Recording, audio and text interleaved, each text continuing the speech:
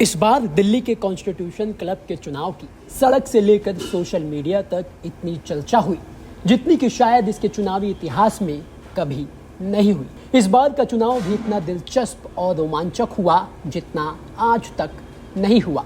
इस बार जितने वोट पड़े उतने कभी नहीं पड़े। ये चुनाव इस बार इतना हाईलाइट हो गया कि आज से पहले लोगों को पता ही नहीं था कि कॉन्स्टिट्यूशन क्लब का भी कोई चुनाव होता है, लेकिन अब सबको पता चल गया। इस चुनाव की इतनी चर्चा इसलिए थी क्योंकि इस बार का चुनाव भाजपा वर्सेस भाजपा के बीच था। एक तरफ थे भाजपा सांसद राजीव प्रताप रूडी जो 25 साल से ये चुनाव जीत रहे थे, जिन्हें योगी आदित्यनाथ का सपोर्ट था, और दूसरी तरफ थे पूर्व केंद्रीय मंत्री संजीव बालियान जो पहली बार ये चुनाव लड़ रहे थे और जिन्हें मोदी से लेकर अमित शाह, राजनाथ सिंह और जेपी नड्डा का सपोर्ट था। लेकिन विपक्ष की बदौलत यानी राहुल गांधी समेत इंडिया के विपक्षी सांसदों की बदौलत राजीव प्रताप रूडी जीत गए, संजीव बालियान हार गए।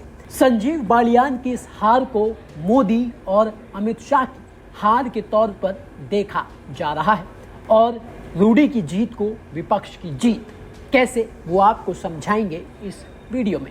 सबसे पहले तो आपको बता दें कि कॉन्स्टिट्यूशन क्लब के सचिव पद के लिए कुल 682 वोट पड़े, जिसमें से रूडी को 392 तो बालियान को 290 वोट मिले, यानी कि कुल 100 वोटों से रूडी की शानदार और बड़ी जीत हुई। अपनी जीत के बाद रूडी ने कहा कि ये जीत मेरे पैनल की जीत है, शायद मैं 100 से ज्यादा वोटों से जीता हूं। अगर ऐसा है तो इसे 1000 मतदाताओं से गुणा किया जाए तो ये संख्या 1 लाख तक पहुंचती है। मेरे पैनल में कांग्रेस, समाजवादी पार्टी, तृणमूल कांग्रेस और निर्दलीय सांसद थे। मुझे अपने बीते 2 दशक की मेहनत का नतीजा मिला है। यानी कि सीधे तौर पर रूडी ने अपनी जीत का क्रेडिट विपक्ष के नेताओं को दिया, क्योंकि इस चुनाव में सांसद वोट डालते हैं।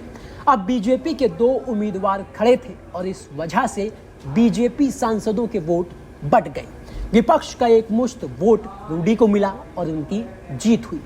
अब रूडी की इस जीत को अमित शाह और मोदी की हार की तौर पर इसलिए देखा जा रहा है क्योंकि संजीव बालियान मोदी और अमित शाह की पसंद थे। आलाकमान ये चाहता था कि इस बार के चुनाव में संजीव बालियान की जीत हो।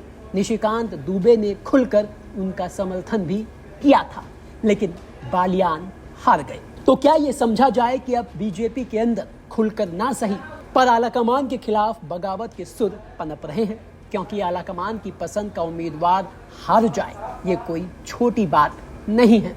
पहली बार इस चुनाव में बीजेपी के सामने बीजेपी का ही कोई उम्मीदवार खड़ा हुआ या फिर शायद आलाकमान के इशारे पर खड़ा किया गया। अब सवाल यहीं से है कि बीजेपी ने अपने ही उम्मीदवार के सामने अपना ही कैंडिडेट पहली बार इस चुनाव में क्यों खड़ा किया। इसका क्या मतलब निकाला जाए? क्या शायद आलाकमान अपनी ताकत, पार्टी के अंदर अपनी मजबूत पकड़ का लिटमस टेस्ट करना चाहता था?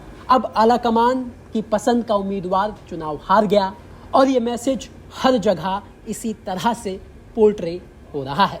अब इस चुनाव को विपक्ष की जीत के लिहाज से इसलिए भी देखा जा रहा है क्योंकि इस चुनाव की गंभीरता को आप इस बात से समझ सकते हैं कि इस चुनाव में केंद्रीय गृह मंत्री अमित शाह, बीजेपी अध्यक्ष जेपी नड्डा, कांग्रेस नेता सोनिया गांधी, मल्लिकार्जुन खड़गे और राहुल गांधी जैसे दिग्गजों ने वोट किया था। अब विपक्ष का एक तरफा वोट और बीजेपी के बटे हुए सांसदों के वोट रूडी को मिले, जिस वजह से उनकी एक बार फिर से शानदार जीत हो गई।